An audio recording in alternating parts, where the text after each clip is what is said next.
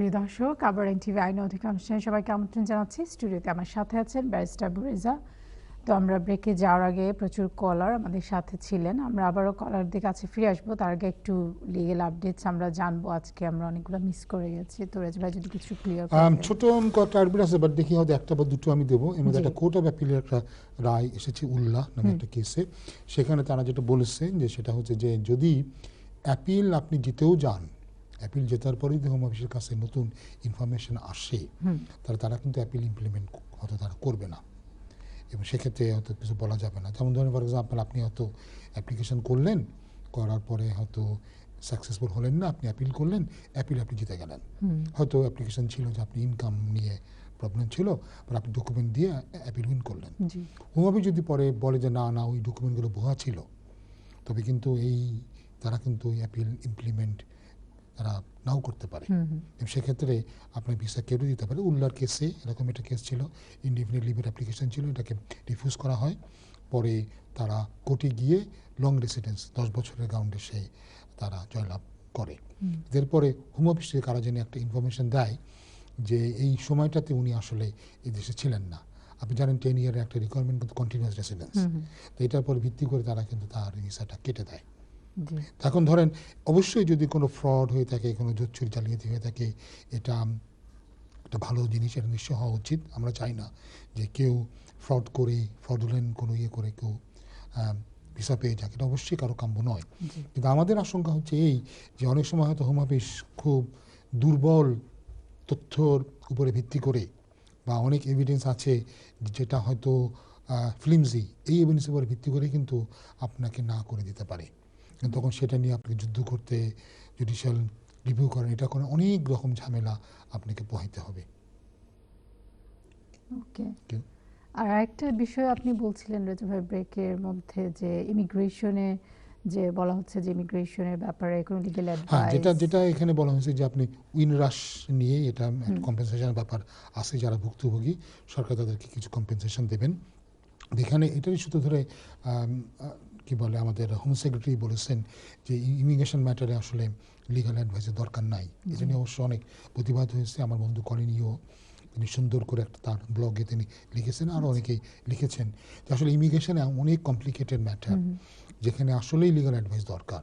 আপনি প্রায় দেখবেন আমাদের অনেক দর্শকেরা জেনুইন অ্যাপ্লিকেশন সব কিছু আছে, কিন্তু ঠিক মতো অ্যাডভাইস না নেওয়ার জন্যে এবং নিজেদের ল্যাক অফ এক্সপিরিয়েন্সের জন্যে তারা কিন্তু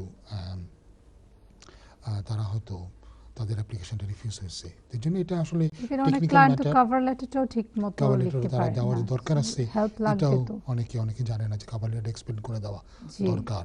আপনি কিভাবে কোয়ালিফাই করলেন এটা ব্যাখ্যা করে দেওয়া দরকার। বিশেষ করে ইনকাম, যদি যেমন ওই ভদ্রলোক বললেন ওনাদের সেলফ এমপ্লয়েড ইনকাম আছে, এমপ্লয়েড ইনকাম আসছে, তো দুটোকে সুন্দর করে সাজিয়ে আমরা যেমন মোটামুটি একটা স্প্রেডশিট সাবমিট করে দিই দেখিয়ে দিই এই মাসে ইনকাম হচ্ছে, টোটাল ইনকাম ওভার দিয়ে আর কত হচ্ছে আমরা প্রায় করি। আমরা স্প্রেডশিট সাবমিট করার জন্য আমি কিন্তু একটা অ্যাপিলও উইন করে আসছি।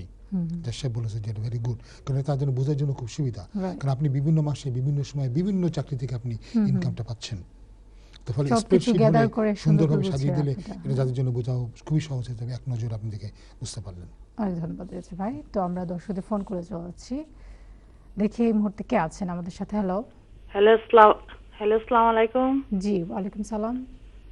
বইনা, আমার একটা প্রশ্ন। জি প্রশ্ন করুক, আমরা আমার বাংলাদেশি পাসপোর্ট, আমি অনেক দিন ধরে এই দেশে আছি, আমি এখন বাংলাদেশে যাইব, তো আমার বায়োমেট্রিক কার্ডটা লাগবে কিনা, ও হিস্ট্রি লাগবে কি, ঢাকায় লাগবে কিনা, আসার সময় ঢাকায় কোনো প্রবলেম হবে কিনা, এটা আমি জানতে চাইছিলাম। যে বায়োমেট্রিক কার্ড আমি অ্যাপ্লাই করছি, আসতে অনেক দেরি হবে, তো আমি পুরাতন পাসপোর্ট নিয়ে যাইব বাংলাদেশে, এটা হবে কিনা। আপনার যদি পুরাতন পাসপোর্টে ভিসা থেকে থাকে, আপনার কি visa, independent leave to remain? আমি নতুন পাসপোর্ট বানাইছি। আপনার পুরাতন যে পাসপোর্টের যে ভিসাটা সেটা কি ইনডিপেন্ডেন্ট লিভ টু রিমেইন? জি, ইনডিপেন্ডেন্ট লিভ টু রিমেইন। আপনি যদি দুটা independent leave to remain British citizen, বুঝলাম না। আমি ইন্ডিপেন্ডেন্ট লিভ এই দেশে আমি আছি অনেক দিন ধরে এই জি, দেশে তো আছি আপনি এই যেটা করবেন বাংলাদেশি আপনি পাসপোর্টটা আপনি দুটো পাসপোর্ট একসাথে নিয়ে যাবেন এবং দুটো পাসপোর্টই আপনি প্রডিউস করবেন। দুটো পাসপোর্ট থাকলে আপনার প্রবলেম হবে না। আর বায়োমেট্রিক কার্ডের জন্য যে আপনি বলছেন অনেকদিন লাগবে না, যদি আপনি সেম ডে সার্ভিস বা যেটা কুইক সার্ভিস আপনি যান, আপনি এক সপ্তাহের মধ্যেই কিন্তু বায়োমেট্রিক কার্ড পেয়ে যাবেন। এটা তো অনেক পয়সা লাগে ভাই জি, এর লাগে, জন্য কিন্তু ওই যে বললাম যদি আপনি মনের সন্দেহ দূর করতে চান, কিন্তু এমনি সাধারণত দুটো পাসপোর্ট একসাথে থাকলে আপনার প্রবলেম হওয়ার কোনো কারণ নাই। ওকে ভাই okay thank you thank you দর্শক। নেক্সট কলার কাছে আছি, কে আছেন? হ্যালো। হ্যালো, আসসালামু আলাইকুম। জি, ওয়ালাইকুম সালাম। হ্যালো। জি জি, আমরা শুনতে পাচ্ছি। আমি আমি শুনতে পাচ্ছি এখন যে আপনার আপনি টিভি ফলো করবেন, রিসেটেলমেন্ট। টিভি মিউটে দিয়ে আমাদের সাথে কথা বলেন। হ্যাঁ, রিসেটেলমেন্ট এর জন্য অ্যাপ্লাই করতে হবে। Sorry, এখন কিসের আমি জন্য অ্যাপ্লাই করবেন? পার্মানেন্ট রেসিডেন্সির জন্য অ্যাপ্লাই করব আপনার জুন মাসে। আপনাকে একটু থামাতে হচ্ছে দর্শক, আমরা শুনতে পাচ্ছি আমরা না আপনার কথাটা বুঝতে পারছি না, এটা কাবাকাবি করছে আপনার আওয়াজটা। আপনি টেলিফোন থেকে মুখ একটু সরিয়ে নিয়ে তারপরে বলেন। হ্যাঁ, আমি সরিয়ে নিয়েছি। জি, এখন বলুন। প্রি সেটেলমেন্টের জন্য অ্যাপ্লাই করতে হবে। প্রি সেটেল জন্য Pre-settle, অ্যাপ্লাই করবেন। জি, আচ্ছা। বলেন তারপরে। হ্যাঁ, এখন আমি ইন্ডিপেন্ডেন্ট লিভের জন্য অ্যাপ্লাই করব না প্রি সেটেলমেন্টের জন্য অ্যাপ্লাই করব? প্রি সেটেলটা হচ্ছে যারা এই দেশে 5 বছর থাকেনি, আর যারা 5 বছর যারা এই দেশে আসে তারা সেটেল স্ট্যাটাসের জন্য অ্যাপ্লাই করবে। সেটেল স্ট্যাটাস মানে কি আমি তো বুঝলাম না। সেটেল স্ট্যাটাসই হচ্ছে যেটাকে আগে তারা বলতো পার্মানেন্ট রেসিডেন্স, অর্থাৎ 5 বছর যদি আপনি এদেশে থেকে থাকেন ইউ ফ্যামিলি মেম্বার হিসাবে অথবা ইউ নাগরিক হিসাবে, তাহলে আপনি সেটেল স্ট্যাটাসের জন্য অ্যাপ্লাই করতে পারবেন। আর 5 বছরের কম যদি আপনি এদেশে থাকেন সেক্ষেত্রে আপনি প্রি সেটেল স্ট্যাটাসের জন্য আপনি অ্যাপ্লাই করবেন। আমার 5 বছর হয়ে গেছে, জুন মাসে আমি ইন্ডিপেন্ডেন্ট লিভের জন্য অ্যাপ্লাই করব।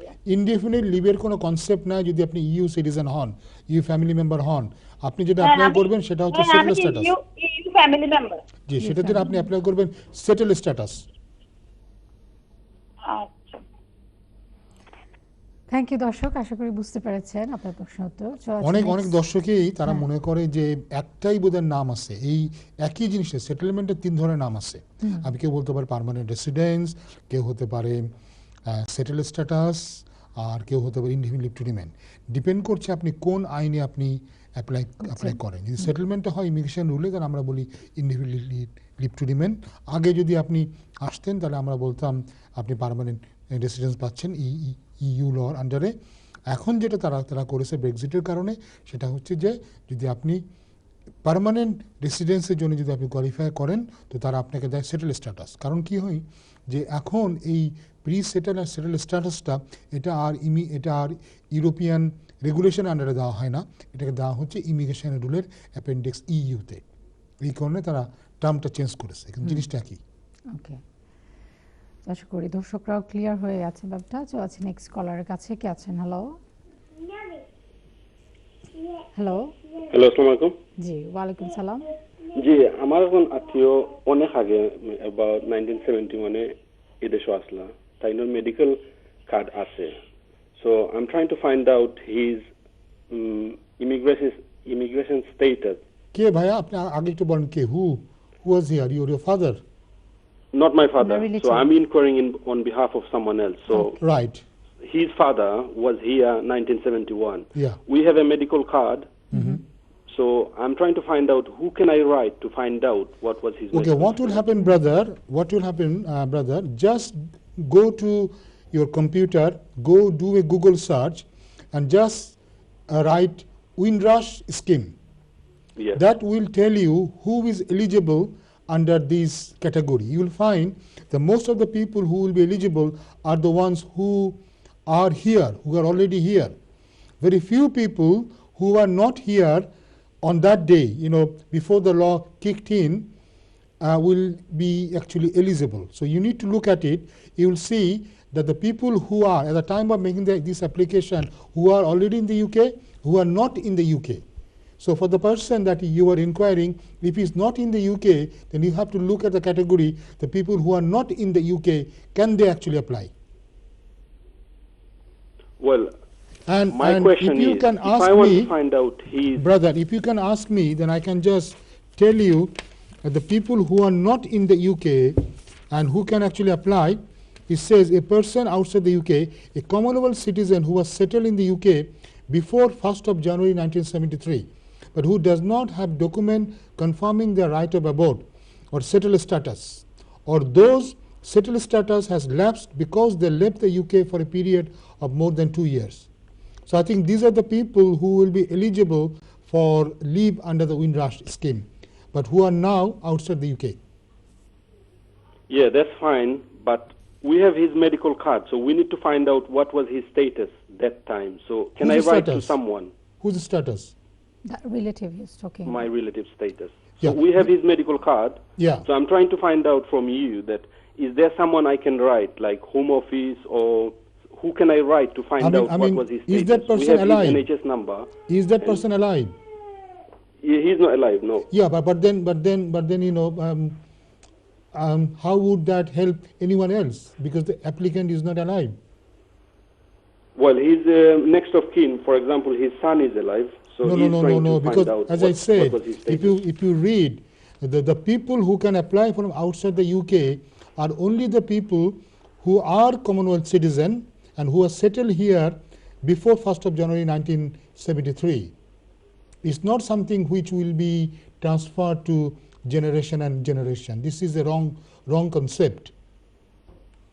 Well, I get it. I really appreciate your answer and everything. But what I'm trying to find out is there any way I can write, ask them? Is there any authority I can ask them The to only know? only thing you can do, if you believe that he was a British citizen, then you can write to National Archive here, and you can give the details as possible, and they will charge you a fee.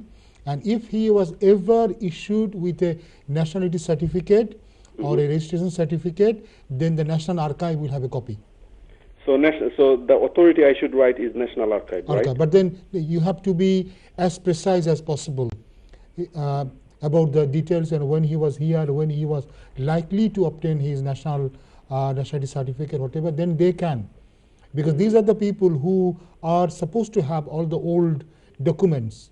If he was here, I think after 80, then I would have advised you to write to the Nationality Department. But because, as you said, he was here a long time ago, Yes. only place that they can have a document will be this National Archive. Also, the last question, does it have to be his son or next of kin, or I can write it on behalf of his son? I think what can happen that if you write, then they may ask you that what interest you have got in the matter. Okay. So you may have to explain, and you know this is, and also you may have to explain that why you need this document. Okay. Okay. Okay. But Thank you very there much will for be your a help. fee involved. I can't tell you on the top of my head how much, but there is a fee involved. Okay. Okay. But it's not Thank that much. It's Okay, no reasonable. problem. Thank you. You're welcome. Thank you প্রিয় দর্শক, আমরা next caller কাছে চলছে। Hello hello okay প্রিয় দর্শক, আমরা দুঃখিত, আমরা আর কল নিতে পারছি না, আমরা প্রোগ্রামের শেষ পর্যায়ে। তো রেজা ভাই যদি যেতে যেতে কিছু বলেন আমার যেতে বলতে গেলে এটাই বলতে হবে, যেটাতে আমি শুরু করেছিলাম, বাংলা নববর্ষ কালকে, নতুন বছর সবার জন্যে আনন্দ বয়ে আনুক, যে আমরা যেন সবাই ওইভাবেই আমরা গান করি, এসো হে বৈশাখ, পুরাতন যত গ্লানি যত জরা সব যেন মুছে যাক, নতুন করে যেন আমরা দেখতে পারি আমাদের সব কিছু, নতুন ভবিষ্যৎ আমাদের জন্য আসে। একই সাথে দেশ ও জাতির অব্যাহত উন্নতি কামনা করি। সবাই ভালো থাকবেন, আপনিও ভালো থাকেন। আশা করি আপনার পান্তা ইলিশের মিলে আমাকে দাওয়াত করবেন। অবশ্যই রেজা ভাই, তো আপনাকে অনেক ধন্যবাদ। আপনি এনটিভিকে সব সময় দেন, আপনার মূল্যবান সময়। আমরা জানি যে আপনি অনেক বিজি আপনি থাকেন, সো অবভিয়াসলি আপনার সময়, মূল্যবান সময় আপনি দেন এনটিভি দর্শকদেরকে, সেজন্য স্পেশাল থ্যাঙ্কস এবং পয়লা বৈশাখের শুভেচ্ছা আপনাকেও। তো প্রিয় দর্শক, আমরা সব এনটিভি সব দর্শকদেরকে বলতে চাচ্ছি সবাইকে নববর্ষের শুভেচ্ছা, বাংলা নববর্ষের। সবাই খুব ভালো থাকবেন, সুস্থ থাকবেন। এনটিভির আইন অধিকার অনুষ্ঠান থেকে আমি বিদায় নিচ্ছি, সামিয়া ফেরদৌস। আবারও দেখা হবে ইনশাল্লাহ আগামী পর্বে। সবাই খুব ভালো থাকবেন, আল্লাহ হাফিজ।